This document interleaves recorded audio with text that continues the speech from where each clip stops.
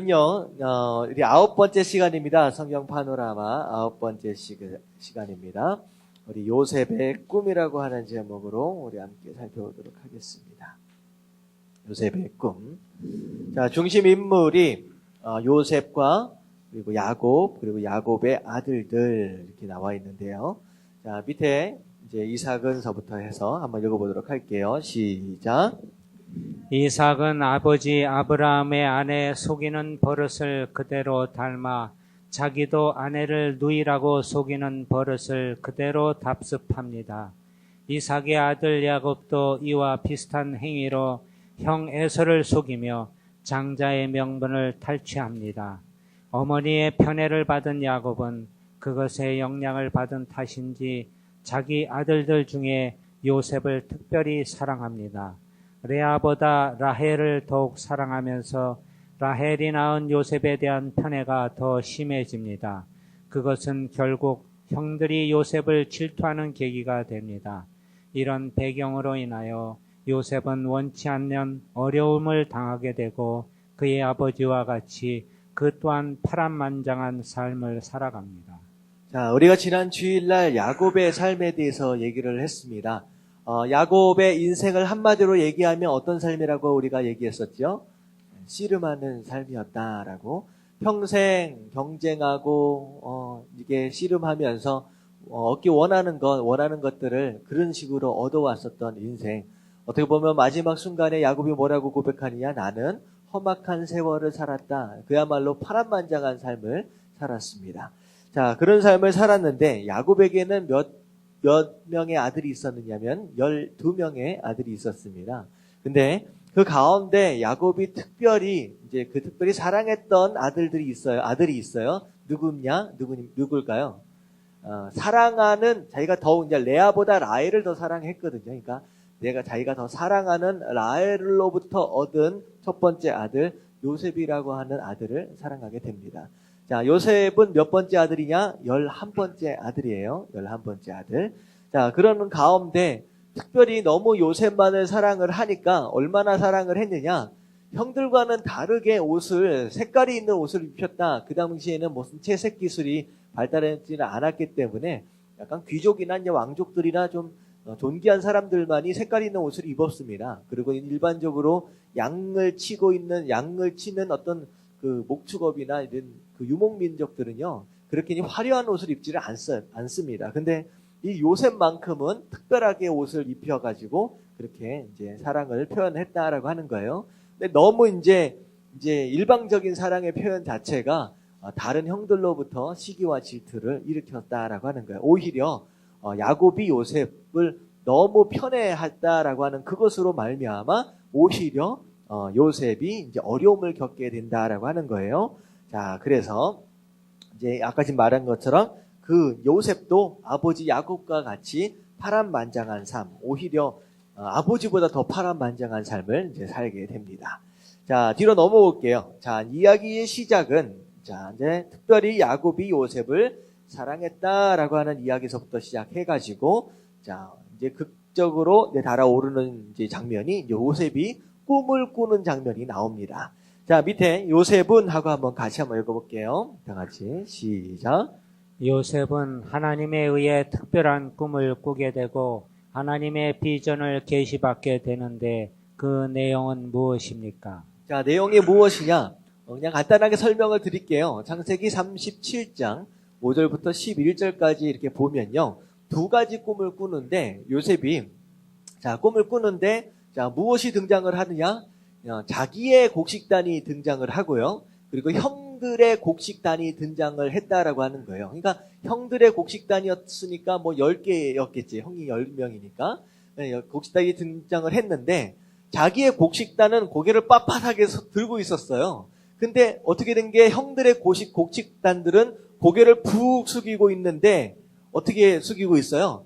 자기 곡식단을 향하여서 전부 다 고개를 숙이고 있는 거예요. 마치 뭐 하는 것처럼? 자기 곡식단을 향하여 절을 하고 있는 것처럼 숙이고 있었다라고 하는 거예요. 자, 그렇게 해서 꿈을 꿨습니다. 그리고 깨어나서 이게 보면 뻔하잖아요. 이 얘기를 형들에게 얘기를 하면 어떨까요? 형들이 기분이 좋아할까요? 기분이 안 좋아할까요? 형들의 곡식단들이 내 곡식단을 향하여서 절을 하고 있었어요 하면서 얘기를 하면 형들이 좋아할 리가 없겠죠. 사실 요셉이라고 하는 사람이 좀 눈치가 있었다라고 한다면 이런 얘기를 그런 식으로 쉽게 하지는 않았을 것 같아요. 그나마 사실은 그마저도 지금 상황이 형들이 야곱을 뭐하고 있는 상태예요? 시기하고 질투하고 있는 상황에 별로 안 좋아하고 있어요. 근데 그것을 되게 별로 이제 생각을 안 하고 그냥 막 얘기를 했다라고 하는 거죠. 그러니까 형들이 갑자기 기분이 확 안 좋아졌습니다. 자, 그것으로 말미암아 이제 기분이 더 안 좋아졌는데 다시 또 꿈을 꿨어요. 무슨 일이 등장하느냐? 요셉이 이렇게 있는데 갑자기 하늘에 해와 달과 몇 개의 별? 11개의 별이 누구를 향하여? 요셉을 향하여 절을 하고 있는 거예요. 자, 여기서 얘기하고 있는 해는 누구를 의미할까요? 아버지를 의미하겠죠. 그리고 달은 어머니를 의미하겠고 나머지 11별은 누구를 의미할까요? 형제들을 의미할 수 있을 것 같아요. 근데 결국은 형제들과 아버지와 어머니까지도 자기를 향하여 고개를 숙이고 절을 하게 된다라고 하는 거. 이것마저도 형들 앞에서 이제 부모님 앞에서 얘기를 하는 거예요. 그러니까 얼마나 더 싫어했겠습니까? 그래 우리가 너를 향하여 절을 한다고? 그런 얘기가 돼버리는 거예요. 사실은 하나님께서 욥에게 이 꿈을 통하여서 장래 요셉이 무엇을 감당해야 할지 이제 비전을 보여주시는 거예요. 요셉은 사실 이 두 가지 꿈을 마음 가운데 품습니다. 그리고 심지어는 그 아버지 야곱까지도 이 꿈을 마음에 품었다라고 하는 거예요, 생각을. 그래서 장차 얘가 어떤 사람이 될 것이냐라고 하는 것을 요셉뿐만 아니라 그 아버지까지도 이제 기대하게 되는 상황이 벌어집니다. 자, 그래서 이 밑에 팁을 같이 한번 읽어볼게요. 사람은 시작. 사람은 꿈을 꾸는 순간 인생이 달라집니다. 형들의 미움과 시기 속에서 도저히 미래의 희망을 찾기 어려웠던 요셉은 하나님의 꿈을 꾸면서 새로운 삶의 길이 열립니다. 담대하게 하나님의 꿈을 말한 것은 어쩌면 비전에 대한 확신에서 나온 것이라 볼 수 있습니다. 자, 여기 설명은 이제 담대하게 꿈을 말했다라고 하는 건 비전에 대한 확신이다라고 하는데 어떻게 보면 저는 눈치가 좀 없었다라는 생각이 좀 들기도 하고요. 어쩌면 이제 확신이다라고 생각을 할 수도 있을 것 같습니다. 자, 그런데 이게 사실은 꿈이다라고 하는 것, 비전이다라고 하는 것은 곧 무엇을 의미하느냐? 인생의 목표를 의미합니다. 인생의 목표. 방향을 의미하는 거예요. 욥이라고 얘기를 하는데 요셉에게 있어서 방향이 결정이 된 거예요. 내 인생 앞으로 어떻게 살아야 할 것이냐라고 하는 것에 대한 목표가 하나님의 목표가 정해진 거예요. 하나님께서 보여주신 거죠. 앞으로 이렇게 살아야 할 것이다. 사실 이 하나님께서 주신 이 비전과 이 꿈이요, 요셉을 힘든 과정 가운데서도 다시 용기를 얻고 다시 일어설 수 있도록 요셉을 붙들어주는 역할들을 감당을 하게 됩니다. 그래서 자주 이제 제가 말씀드리는 그 가운데 내가 앞으로 무엇을 할 것이다, 내가 어느 방향을 향하여 달려갈 것이다 라고 하는 걸 알고 달려가는 건 굉장히 중요하다라고 여러분들에게 말씀을 드렸습니다. 그래서 내 인생의 방향을 먼저 볼 줄 아는 것이 오히려 빨리 속도를 내는 것보다 스피드보다 방향이 훨씬 더 중요하다라고 말씀을 드렸습니다. 자, 요셉에게 보여준 두 가지 꿈, 그것으로 인하여 요셉이 방향을 결정을 하게 되고 목표를 잡게 되었다라고 하는 것. 자, 그런데 꿈은 그냥 이루어지는 게 아니다라고 하는 거예요. 엄청난 대가를 지불하게 됩니다. 자, 꿈을 이루는 연단과 축복의 삶. 자, 밑에 요셉은 같이 한번 읽어볼게요. 다 같이 시작. 요셉은 자기의 꿈을 형들에게 이야기함으로 인해 미움을 받습니다.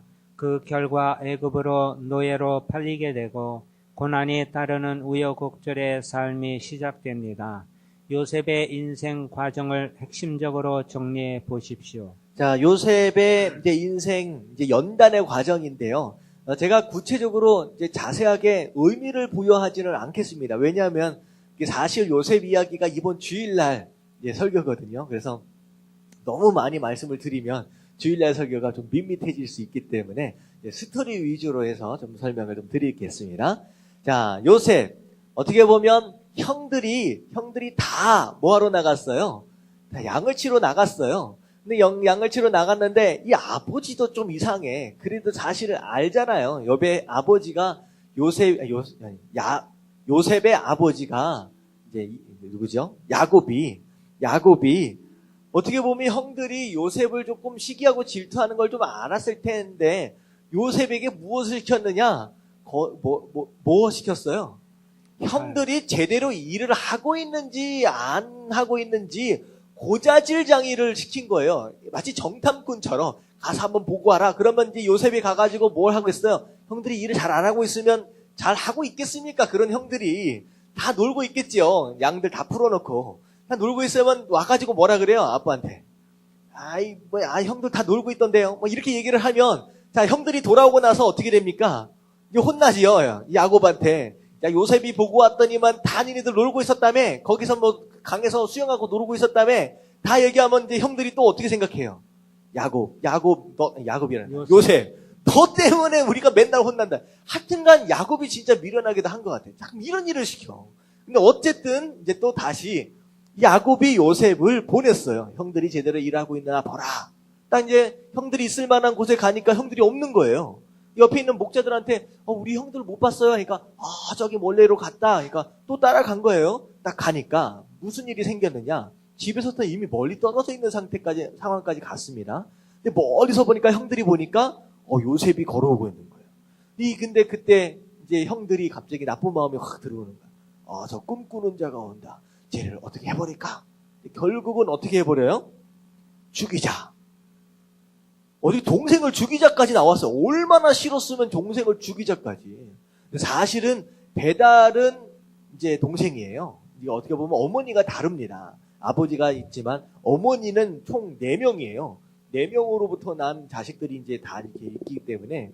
근데 결국은 죽이자라고 했는데 딱 보니까 죽이면 좀 그렇잖아요. 죄책감이 있어가지고 아니다. 죽이지 말고 구덩이에다 그냥 알아서 빠뜨리자. 알아서 죽게 하자. 구덩이에다 빠뜨립니다.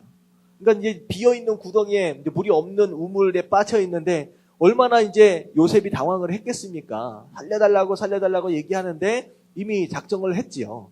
자, 그런 상황 가운데 이제 첫 번째예요. 첫 번째가 뭐예요? 구덩이에 빠졌다. 구덩이에 빠졌다. 어떻게 해야 되기 위해서? 죽임을 당하기 위해서 형들한테 얼마나 배신감과 얼마나 황당했겠습니까? 형들이 자기를 죽이려고 한 거예요. 구덩이에 빠지게 되는 신세가 첫 번째 되었어요. 자, 그랬는데 형들 가운데 한 명이 생각을 하는 거예요. 야, 우리가 왜 얘를 죽여야 하느냐? 우리 손에 피를 묻혀선 되지 않겠느냐? 그러니까 안 되지 않느냐? 자, 그러다가 누가 지나가요? 미디안 상인이 지나가는 거예요. 이 미디안 상인이라고 하는 것은 이스라엘 지역에서 동쪽이 있습니다. 동쪽에 위치한 사람들이 이제 물건을 팔러 어디로 내려가고 있어요? 애굽으로 내려가고 있는 상황이에요. 이집트로 쭉 내려가고 있다가 이제 형들이 있는 장소로 지나가게 되는 거예요. 그래가지고 야, 잘됐다. 차라리 미디안 상인들에게 노예로 팔자. 그 당시에는 사람을 팔았거든요. 노예로. 그러니까 노예로 팔자. 어차피 죽이지 않고 오히려 우리가 돈을 벌 수 있잖아요. 그러니까 파는 거예요. 그래서 졸지에 사랑받는 11자녀. 그 당시만 해도 베냐민이 아직 안 태어났어요. 그래서 11자녀 중에서 가장 사랑받는 아들에서 졸지에 뭐가 돼버렸어요? 노예가 돼버린 거예요. 노예로 팔려가는 상황에 벌어집니다. 얼마에 팔렸는지 아세요? 은 20냥에 이제 팔립니다. 사실은 이게 이제 예수님께서 이제 팔리시는 장면을 이렇게 부분적으로 이렇게 묘사가 되는 거예요. 예수님께서 이제 은 30에 팔리시는 장면입니다. 근데 이제 요셉이 이제 종으로 팔려갑니다. 자, 어디로 팔려가요? 네? 보디발이라고 하는 장군의 집으로 또 팔려갑니다. 장군의 집으로. 자, 보디발의 장군의 집으로 팔려갔는데 이 사람은 누구의 어떤 장군이냐? 애굽의 최고 통치자인 바로의 수비대장이에요. 그러니까 바로 옆에서 가장 강력한 권력을 휘두르고 있는 사람이에요. 엄청나게 집도 컸겠지요. 으리으리한 궁궐 같은 집에 어쨌든 종으로 팔려가게 됩니다. 자, 그래서 종으로 팔려가게 됐고, 자, 종으로 팔려가게 되는데, 욥이 어떻게 일을 했느냐? 열심히 일을 했어요. 갑자기 노예가 됐다라고 했는데도 불구하고 절망하지 않고 오히려 열심히 일을 했어요. 그래서 보디발 장군이 딱 볼 때, 야, 하나님이 너와 함께하고 있구나. 하나님의 계심을 인정하는 상황이 벌어지는 거예요. 이게 보디발이 하나님을 믿는 사람입니까? 아닙니까? 아니잖아요. 근데 칭찬을 엄청나게 해줍니다. 그래서 그 나이가 사실 별로 되지가 않습니다. 15살에서 20살 사이밖에 안 돼요. 근데 이 요셉에게 무엇을 맡기냐? 보디발 장군 집의 집사가 됩니다. 집사가 뭔지 아시죠? 전체를 관리하는 매니저가 돼버려요. 얼마나 열심히 헌신적으로 일하니까. 이 집안일을 다 맡기는 거예요. 살림을 다 맡기는 거예요. 자, 그랬더니만 다시 말하면 종들 사이에 뭐가 돼요? 최고가 돼요. 최고가 돼요. 자, 그랬는데 무슨 일이 벌어졌냐? 보디발의 아내. 자, 어떻게 보면 보디발과 더불어서 이 집안에서 가장 강력한 이제 뭐라고 권력을 가지고 있는 사람이겠죠. 안주인 마님이잖아요. 자, 이 사람이 요셉이 너무 이뻤던가 봐요. 그래서 요셉아 하면서 자기야 하고 부르기 시작하는 거예요. 그리고 나서 같이 동침하자라고 꼬십니다. 자, 그랬을 때에 요셉이 어떻게 해요? 피하는 거예요. 피하는데 어느 순간에 아예 보디발 아내가 작정을 해요. 내가 얘를 취하겠다 해가지고 옷을 갖다가 확 잡합니다. 그랬을 때 요셉이 어떻게 합니까? 옷을 그냥 벗어 놔두고 도망쳐 버립니다. 이건 굉장히 어떻게 보면요, 이게 동침하자라고 해서 성적인 유혹을 뿌리쳤다라고 생각할 수도 있는데, 사실은 이 성적인 유혹을 뿌리쳤다라고 하는 것도 포함되겠지만, 사실 보디발의 아내의 어떤 신임을 얻는다라고 하는 것은요, 종으로서 어떻게 보면 인생이 바뀌는 거예요. 이제 어떻게 보면 사실 노예잖아요. 이제 절망입니다. 끝납니다. 그런데 사실 이 안주인 마님의 최고의 친애를 받는다라고 하는 것은요, 이거는 이제 자기 인생이 이제 완전히 피는 거예요. 근데 그런 모든 것들, 어떤 유혹이라도 하나님 보시기에 합당하지 못한 것이다라고 한다면 과감하게 뿌리칠 줄 알았다라고 하는 거, 그래서 도망쳐 나옵니다. 자, 그랬는데 이 보디발의 아내가 어떤 마음을 느꼈느냐? 엄청 수치스러운 거예요. 어떻게 나를 거절했느냐? 그러니까 이제 어떻게 해야 합니까? 소리를 지르고 난리를 피워요. 요셉이 오히려 나를 겁탈하려고 했다라고 해서 누명을 갖다가 뒤집어 씌웁니다. 그러니까 어떻게 돼요? 사실은 요셉은 그 나라 사람이 아니잖아요. 이방 사람에서 외국 사람이에요. 외국인이 종으로 팔려왔는데, 종으로 팔려와가지고 조금 사랑해주고 조금 지켜 올렸었더니 이게 주인의 안주인 마님을 범하려고 했다라고 하는 것은 사실은 어떤 상황입니까? 죄의 질을 보았을 때 어떻게 돼야 돼요? 죽는 거예요. 사형이에요. 근데 요셉이 사형을 당했습니까? 안 당했습니까? 안 당했어요. 왜 안 당했을까요? 왜 안 당했을까요? 물론 하나님이 보호하셨겠지요. 왜? 해야 할 일이 있으니까. 앞으로 해야 할 일이 있으니까 하나님이 보호하시는 거예요. 이게 되게 간단한 얘기 같지만 여러분들 이게 굉장히 중요한 신앙입니다. 여러분들 해야 할 일이 있는 사람은 죽지 않습니다. 다시 말하면 내가 할 일이 없다라고 느끼는 순간 살아갈 의미가 없다라고 하는 거예요. 여러분들 사명을 붙잡고 사시길 주님의 이름으로 축원합니다. 어떤 분이 그런 말씀을 하셨어요. 어떤 목사님이 두 분이 이제 비행기 타고 갔는데 비행기가 갑자기 난류 때문에 막 흔들리는 거예요. 근데 한 목사님은 깜짝 놀라가지고 막 기도를 하기 시작하는데 한 목사님은 전혀 떨지 않고 오히려 졸고 계시는 거예요. 그러니까 물어보셨대, 이 목사님이. 아니, 무섭지도 않냐고. 기도하고 뭘 좀 해야 되는 거 아니냐고. 근데 그 목사님이 하시는 얘기가 무슨 얘기였는지 아세요? 이 비행기는 절대로 안 떨어진다. 왜? 아직 내가 할 일이 있기 때문에. 어떻게 보면 되게 웃을 수 있는 얘기인데요. 저는 그건 굉장한 신앙이라고 생각을 합니다. 다시 말하면 이 목사님은 무엇을 위해 달려가는 사람이에요? 사명을 위해 달려가는 사람이고, 그 사명을 이루기 위해서는 내 목숨까지도 하나님께서 보장하신다라는 그런 믿음을 가지고 있는 거예요. 어쨌든 요셉은 죽지 않아요. 근데 되게 재미있는 얘기가, 말씀을 잘 보면요, 감옥에 갇혔는데 오히려 보디발이라고 나와 있지 않지만 수비대장이 들려요. 감옥을 들립니다. 요셉이 잘 있나. 다시 말하면 보디발이라고 하는 사람이 이 요셉이 자기 와이프를 겁탈했다라고 믿습니까? 믿지 않습니까?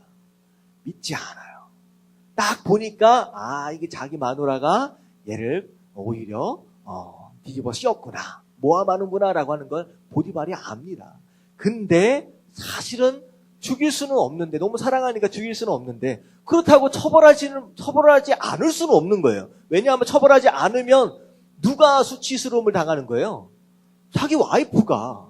그러니까 안 되는 거예요. 그래서 어쩔 수 없이 죽이지는 못하고 감옥에다 가둬요. 그리고 나중에 살펴줍니다. 요셉이 잘 있는지. 그러니까 그런 상황까지도 사람들이 윗사람으로부터 사랑을 받는 거예요. 열심히 일을 하고 성실하니까. 그리고 딱 보니까 얘는 이런 일을 할 사람이 아니다라고 사람들로부터 신임을 받아버리는 상황입니다. 자, 그래서 감옥에 들어갔어요. 친위대장이 와서 중간중간 봐주기도 합니다. 자, 그랬는데 요셉 입장에서 보면 어때요? 마음이, 아니 종으로 열심히 좀 일했으면 하나님께서 어떻게 기회를 주셔야지, 오히려 죄수가 돼서 감옥에 갇혀버려요. 자, 그래가지고 그랬는데 불구하고 요셉은 감옥에서도 열심히 해야 할 일을 감당해요. 그래서 이 감옥 안에서도 자유롭게 어떤 일들을 맡아서 감당하는 그런 위치에 서게 됩니다. 자, 그런데 중요한 것이 그 감옥이 어떤 종류의 감옥인지 아세요? 감옥이 정치범들, 그러니까 바로 야곱의 1인자인 바로 근처에서 일하고 있는 높은 사람들이 죄를 지었을 때 들어오는 감옥이 바로 그런 감옥이 그 감옥이었어요. 그러니까 바로가 누군지, 애굽의 정치 상황이 어떻게 했는지 돌아갔는지가 오히려 그 감옥 안에서 다 듣게 되는 거예요. 자, 그런 가운데 누가 들어왔느냐? 두 사람이 한 방으로 들어왔습니다. 하나는 바로를 위해서 포도주를 만드는 사람, 또 한 사람은 바로를 위해서 떡을 굽는 사람, 두 사람이 들어왔어요. 근데 이 요셉이라고 하는 사람은 꿈과 굉장히 연관성이 많아요. 근데 두 사람이 꿈을 꿨어요. 근데 너무 생생한 꿈이었기 때문에 무슨 커다란 의미가 있을 것 같다라고 생각이 되는 거예요. 그래서 이 요셉이 내가 믿는 하나님이 이제 풀어주실 것이다, 한번 얘기 좀 해봐라 라고 했더니, 자, 한 사람, 자, 술을 빚는 사람, 술을 만드는 포도주를 빚는 사람이 무슨 꿈을 꿨느냐? 커다란 포도나무가 있는데 거기에서 나뭇가지가 3가지가 나왔어요. 3가지에서 싹이 나오더니만 거기에서 포도가 막 나와가지고 주렁주렁 매달리기 시작한 거예요. 그래서 그 포도주를 따다가자 어떻게 했어요? 그 포도주를 만든 다음에 그걸로 바로 앞에 갖다 줬다라고 하는 거예요. 자, 그랬더니만 요셉이 이제 해석을 하는 거예요. 무슨 해석이냐? 3가지가 나왔다라고 하는 것은 3일을 의미합니다. 그리고 나서 포도를 따서 포도를 바로에게 갖다 드렸다라고 하는 것은 3일 안에 당신이 복직되어질 것입니다 라고 설명을 해주는 거예요. 자, 한참 듣고 있었던 옆에 누가 있었어요? 빵을 굽는 사람이 한참 듣고 있다가 나도 꿈을 꿨는데 한번 내 꿈도 해석해달라 라고 얘기를 하는 거예요. 자, 꿈이 어떤 꿈이었느냐? 하얀 흰 떡이 몇 광주리가 있었느냐? 3광주리가 있었어요. 자, 이 3광주리를 머리 위에 놓고 얹고서 어딘가를 가고 있는데 맨 위에 있는 광주리는 바로를 위해서 준비된 광주리예요. 근데 갑자기 어디선가 새가 날라와서 그 위에 있는 떡광주리에 있는 떡을 갖다가 막 쪼아 먹는 거예요. 자, 이런 꿈을 꿨다라고 하는 거예요. 자, 그래서 요셉이 어떻게 해석을 하느냐? 3광주리는 3일을 의미합니다. 그래서 앞으로 3일 안에 당신은 나무에 매달려서 새가 당신의 살을 뜯어먹는 것처럼 이제 처형을 당하게 될 것이다. 미안하지만 그렇게 된 거예요. 자, 그렇게 해서 해석이니까 그냥 듣고 말았겠죠. 근데 정말로 3일 후에 무슨 일이 벌어지느냐? 포도주를 빚는 사람은 정말로 복직이 되고 떡을 만드는 사람, 떡 굽는 사람은 정말로 3일 지나고 나서 처형을 당하게 되었다라고 하는 거예요. 자, 그리고 나서 사실은 포도주를 빚는 사람, 술을 빚는 사람에게 요셉이 얘기를 했어요. 내가 당신이 분명히 3일 있다가는 나갈 것이니까 나가게 되면 어떻게 해달라? 나를 좀 기억해달라. 나는 정말로 죄를 짓지 않았기 때문에 당신 사실 술 빚는 사람은요 굉장히 어떻게 보면 높은 직위입니다. 어떻게 보면 굉장히 높은 직위에 있는 사람이에요. 그러니까 당신의 힘으로 나를 좀 빼내주세요 라고 얘기를 한 거예요. 자, 그랬는데 자, 술 빚는 사람이 석방돼서 나갔어요. 복직이 됐어요. 그리고 나서 어떻게 됐습니까? 술 빚는 사람이 요셉을 꺼내줬어요? 안 꺼내줬어요? 까맣게 잊어버린 거예요. 딱 보니까 6번에 보니까 술 맡은 관원장이 은혜를 잊어버렸다. 요셉을 꺼내주기는커녕. 요셉은 감옥 안에서 하루 이틀 얼마나 기다렸겠습니까? 언제쯤 꺼내줄 것인가 라고 기다렸는데 아무 소식도 없이 시간이 쭉 지나가 버렸습니다. 자, 그래서 여기 이제 위에 나와 있는 요셉의 일생에 대해서 한번 요약 정리를 해보면요. 자, 팁을 한번 읽어볼게요. 요셉의 일생은 시작. 요셉의 일생은 사람들의 오해와 시기, 억울한 모함과 부당함으로 점철된 이해하기 어려운 사건의 연속이었습니다. 그러나 요셉은 하나님이 주신 꿈을 믿으면서 하나님께서 함께 하심을 믿고 꿈을 바라보며 성실하게 살았습니다. 그런 그를 보는 주위의 사람들에게 여호와께서 요셉과 함께 하심이라는 믿음을 가지게 했습니다. 하나님은 택한 자녀를 분명하게 지키시고 선한 일로 인도하십니다. 우리는 이런 믿음을 가지는 것이 중요합니다. 하나님의 뜻대로 부르심을 입은 사람들에게는 모든 것이 합력하여 선을 이루도록 하시는 것을 더 이상 의심하지 말고 하나님을 항상 바라보면서 주어진 일에 최선을 다해야 합니다. 자, 끝까지 목표를 보면서 꿈을 바라보면서 최선을 다하는 모습을 요셉은 가졌다라고 하는 거예요. 여기서 잠깐 우리가 이제 생각해 볼 수 있는 내용이 뭐냐면 만약에 이 술관원이 딱 나와가지고 요셉의 은혜를 기억하고서 요셉을 딱 풀어줘 버렸다라고 생각을 해보십시오. 요셉이 감옥에서 나와버렸다라고 생각을 해보십시오. 그러면 어떤 상황이 벌어지겠습니까? 나중에 바로가 꿈을 꿨을 때 요셉을 찾을 수 있었을까요? 없었을까요? 네, 없어요.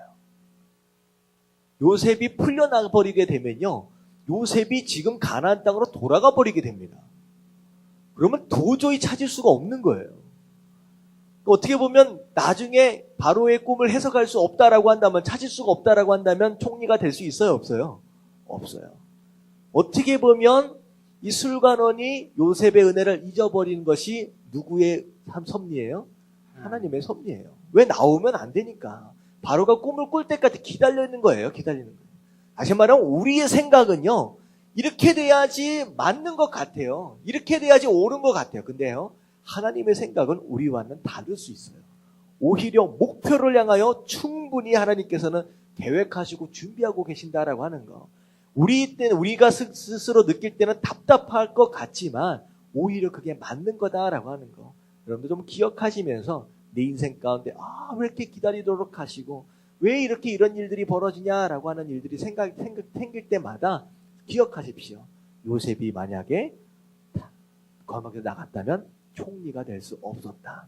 다시 말하면 이런 기다림이 아니다라고 한다면 하나님께서 우리에게 허락하시는 사명과 꿈이 이루어질 수 없다라고 생각하시면서 오히려 믿음을 가지고 기다릴 수 있는 저와 여러분들 되시길 주님의 이름으로 축원합니다.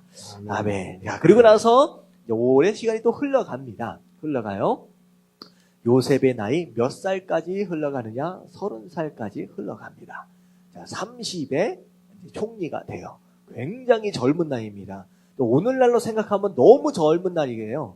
사실 어린 나이죠. 근데 이때 당시에는 이제 어떻게 보면 이제 또 어린 나이가 아닐 수도 있어요. 옛날에는 뭐 20살, 15살만 넘어가도 시집 잡고 장가 갔잖아요.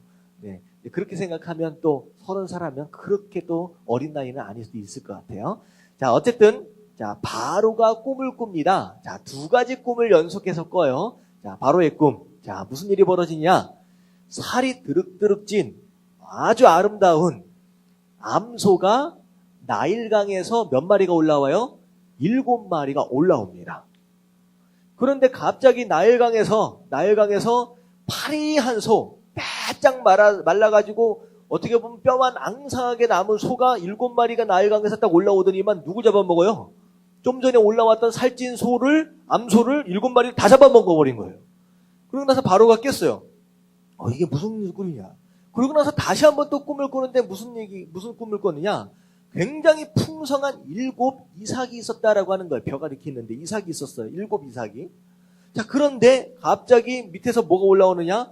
빼짝 말라서 동풍 때문에 바짝 말라있는 정말 험상궂은 이삭 7개가 올라오더니만 이삭이 무슨 동물도 아니고 이 풍성한 이삭을 갖다 잡아먹어버린 거예요. 그러니까 이제 깨어나서 보니까 이건 분명히 똑같은 꿈이잖아요. 7개 뭔가 의미가 있는데 주변에 이제 사람들한테 이제 점술가들이나 사람들한테 물어본 거예요. 주술가한테. 무슨 꿈이냐? 해석 좀 해봐라. 아무도 꿈을 해석할 수 없는 거예요. 자, 그때 술관원이 누가 기억이 나요? 요셉이 기억나요. 바로요. 내가 전에 감옥에 갔었을 때 내 꿈을 정확하게 해석하는 사람이 있었습니다. 자, 그때까지도 아직도 감옥에 있는 거예요. 어떻게 보면. 자, 그랬더니만 결국은 감옥 안에 온전히 보존되어 있던 요셉을 끄집어내가지고 오는 거예요. 이제 딱 그때 사용하기 위해서. 나 요셉이 와가지고 뭐라고 얘기하느냐. 꿈은 내가 해석하는 게 아니라 누가 해석해 주시는 거예요? 하나님이. 자, 해석을 딱 풀어놓는 거예요. 자, 그랬는데 어떻게 풀어놓습니까? 앞에 7마리 살찐 소는 7해의 풍년을 의미합니다. 엄청 농사가 잘 된다는 거예요. 근데 그 다음에 있을 7 파리한 소는 암소는 무엇을 의미하냐? 엄청난 흉년을 의미합니다. 농사가 너무 안 되는 거예요. 그리고 앞에 있었던 7 풍성한 이삭도 7년 엄청난 풍년. 그 다음에 완전히 말라 비틀어져 있는 그 이삭도 7해의 흉년. 근데 결국은 앞으로 7년 동안 엄청난 풍년이 일어날 것이고, 풍년이 있을 것이고, 그 이후에 엄청난 흉년이 일어날 것이다. 그런데 어떻게 해야 되느냐? 이 7년 동안의 풍년 동안 곡식들을 잘 저장해 놨다가 이 앞으로 올 7년 동안의 흉년을 대비해야 된다라는 얘기를 하는 거예요. 엄청난 꿈의 해석이잖아요. 이게 만약에 요셉이 없었다라고 한다면 애굽은 망하는 겁니다. 주변 국가들은 사실 거의 다 망했어요. 사실 이때 당시에. 그런데 이 주변 국가들이 애굽한테 곡식을 얻으러 오잖아요. 거의 다 망한 거예요. 근데 이 엄청난, 그래서 이 모든 것들을 계획하고 준비할 사람을 이 바로가 누굴 선택했느냐? 요셉. 보니까 너만큼 지혜 있는 자가 없겠다라고 하는 거예요. 앞으로 무슨 일이 일어날 줄을 알고 그 일에 어떻게 대비할지를 이미 알고 있는 네가 바로 적격자다라고 얘기를 해서 요셉을 바로 애굽의 2인자로 세웁니다. 그리고 심지어는 자기 반지를 줘버려요. 어떻게 보면 요셉이 아예 애굽을 뭐하도록 만들어요? 완전히 통치하도록 만듭니다. 그래서 애굽이 아니라 요셉이 애굽의 총리가 되었다. 제 2인자가 되었다라고 하는 거예요. 자, 그리고 나서 아니나 다를까 7년 동안 풍년이 왔습니다. 그래서 엄청나게 많은 곡식들을 창고를 지어가지고 다 저장을 합니다. 자, 그랬는데 흉년이 왔어요. 한 해, 2해 지나가다 보니까 주변 국가들이 다 이제 곡식이 다 떨어져가지고 결국은 음식을 얻기 위해서 이제 애굽으로 오는데 실제로 가나안 땅, 누가 살고 있는 땅이에요? 야곱과 아버지와 그 형제들이 살고 있는 땅입니다. 자, 그 땅에서 형제들이 곡식을 얻으러 오는 거예요. 자, 여기서 우리가 무엇을 생각할 수 있느냐? 생각해 보세요. 요셉이 총리가 됐어요. 무엇이든지 할 수가 있어요. 실제로 장가까지도 갑니다. 장가를 가서 누구랑 낳아요? 에브라임과 므낫세를 낳습니다. 장가까지도 가요. 가정까지도 꾸려요. 근데 다시 말하면 몇 해가 지나갑니다. 최소한 7해가 지나갔어요. 흉년제. 근데 왜 가나안 땅으로 돌아가지 않았을까요? 제 생각에는 한 번쯤 방문이라도 하면 어떻을까라는 생각이 드는 거예요. 아버지가 보고 싶을 것이고, 어떻게 보면 어머니도 보고 싶을 것이고, 근데 한 번도 가나안을 방문하지 않습니다. 뭐 때문에? 뭐 때문에 그럴 것 같아요?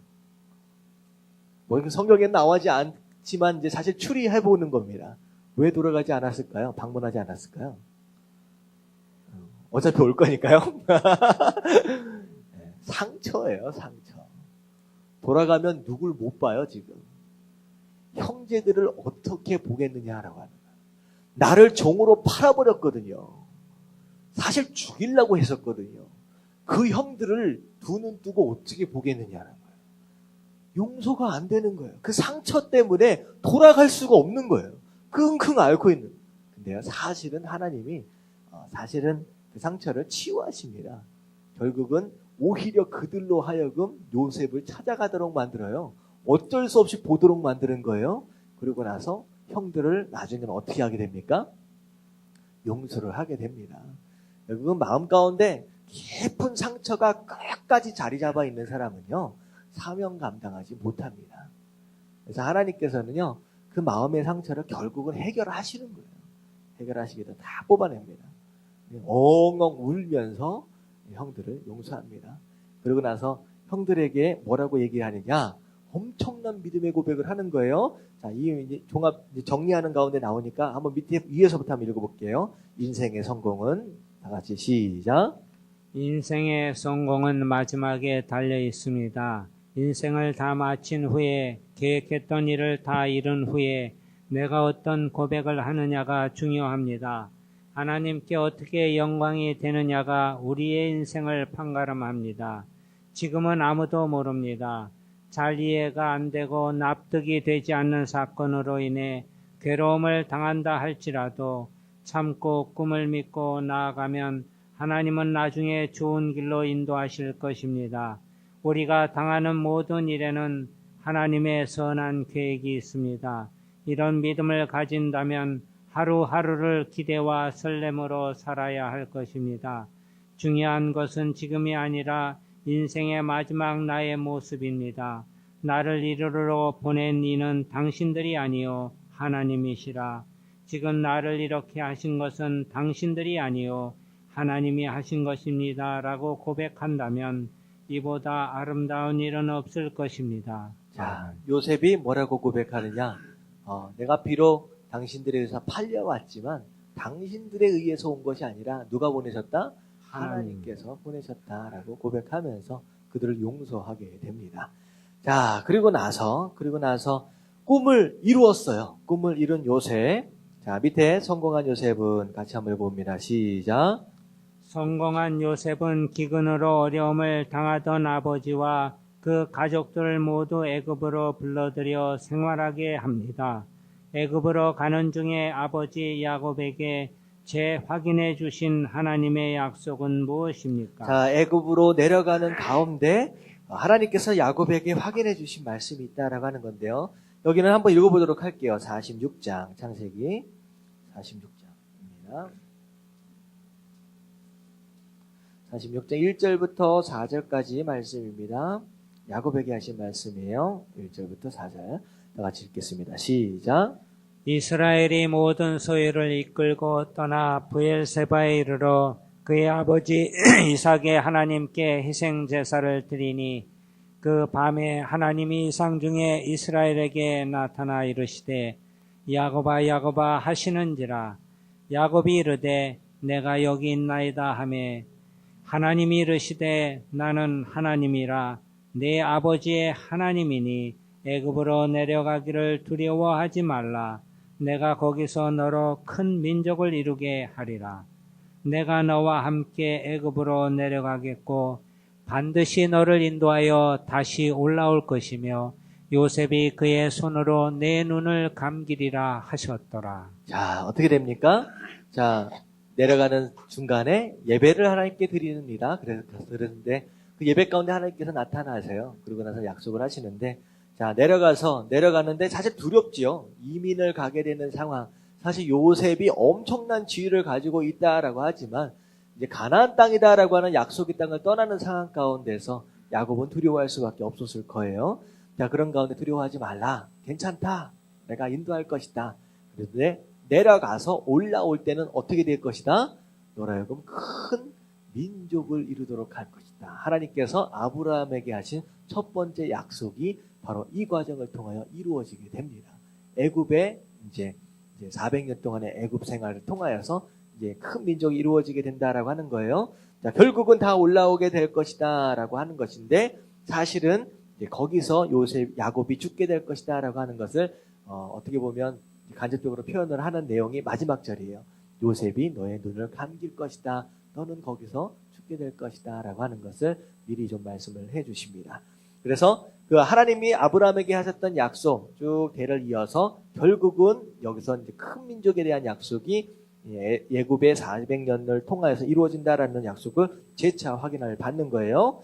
자, 야곱의 가족들이 애굽 고센 땅으로 이주했습니다. 이때 데려간 사람은 몇 명이었습니까? 라고 했는데 46장 27절 말씀 같이 한번 읽어볼게요. 27절. 46장 27절 다 같이 시작. 애굽에서 요셉이 낳은 아들은 2명이니 야곱의 집사람으로 애굽에 이른 자가 모두 70명이었더라. 자, 70명이 이제 내려가게 됩니다. 자, 그래서 밑에 있는 팁을 좀 읽어보면요. 야곱에게 주신 꿈은 드디어 요셉을 통하여 이루어집니다.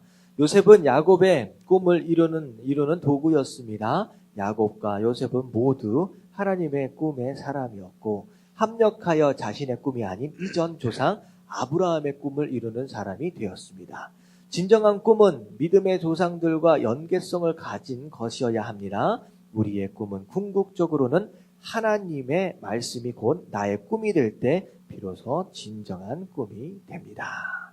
자, 결국은 이제 야곱과 요셉 같이 합력하여서 하나님의 꿈을 이루는데 아름답게 쓰임 받았다라고 하는 것입니다. 자, 그리고 나서 이제 요셉이라고 하는 사람이 굉장히 중요한 것이 뭐냐면요.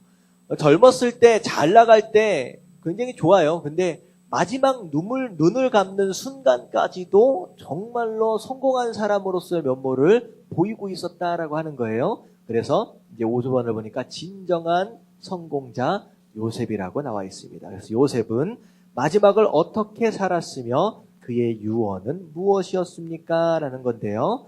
자, 창세기 50장 요셉이 이제 죽으면서 마지막으로 하는 얘기예요.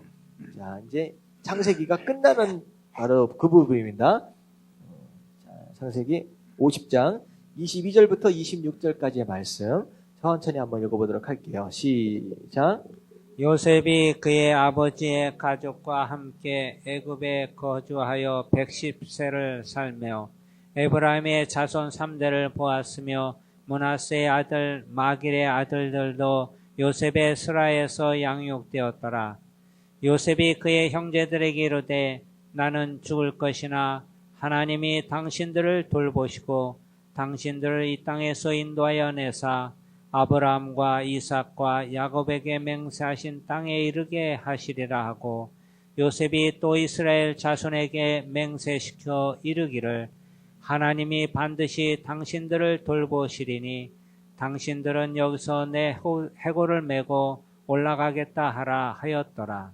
요셉이 110세의 죽음에 그들이 그의 몸에 향 재료를 넣고 애굽에서 입간하였더라. 자, 어떻게 됩니까? 요셉이 죽는 상황 가운데서 어떻게 보면 애굽이 요셉에게 준 게 많아요. 그리고 애굽에서 엄청나게 성공을 했잖아요. 요셉보다 더 성공할 수가 없거든요. 근데 그것에 만족하지 않습니다. 오히려 하나님께서 자기에게 주신 아브라함에게 주신 그 비전, 그 약속을 향하여 계속 전진을 합니다. 죽는 상황 가운데서도. 그래서 장차 너희들은 나가게 될 것이다. 결국은 애굽이라고 하는 땅에 안주해버리라는 것이 아니라 오히려 나갈 것을 준비하라라고 하는 거예요. 그리고 나서 어떻게 되느냐? 나중에 너희가 나갈 때는 나를 데리고 나가라라고 하는 거예요. 그러니까 요셉은 평생 무엇을 향하여 달려가고 있느냐? 총리가 된다라고 하는 자기의 꿈을 이루는 것에 멈춰 있는 것이 아니라 누구에게 허락하신 궁극적인 꿈을 향하여 나가고 있느냐? 아브라함에게 허락하신 진짜 궁극적인 목표를 향하여 함께 나아가고 있는 사람이었다라고 하는 거예요. 눈에 보이는 세상의 성공에 머물러 있는 사람이 아니었다라고 하는 거. 하나님께서 나에게 주신, 우리에게 주신 영적인 비전을 향하여 나갈 수 있었던 바로 그런 사람이었다라는 거 우리가 좀 기억해야 합니다. 자, 그래서 마무리하겠습니다. 밑에 보면 요셉의 꿈은 같이 한번 읽어볼게요. 시작. 요셉의 꿈은 세상의 성공자가 아니었습니다. 애굽의 총리가 요셉의 꿈은 아니었습니다. 만약 그것이 인생의 꿈이라면 세상의 권력을 가진 사람들은 모두 성공한 사람들일 것입니다. 그러나 그렇지 않습니다. 역사적으로 보면 그들 중에는 불행한 사람들이 많았습니다. 진정한 성공은 업적이나 지위에 있지 않습니다. 진정한 성공자는 하나님의 꿈을 이루는데 끝까지 자신을 드리고 봉사하며 사는 사람입니다. 죽음 이후까지 계속되는 하나님의 영원한 꿈을 꾸고 죽는 사람입니다. 자, 죽는 것에서 끝나는 것이 아니라 죽음 이후에까지 계속되어지는 하나님의 영원한 꿈을 꾸고 있는 바로 그런 사람이 바로 요셉이었다라고 하는 것입니다.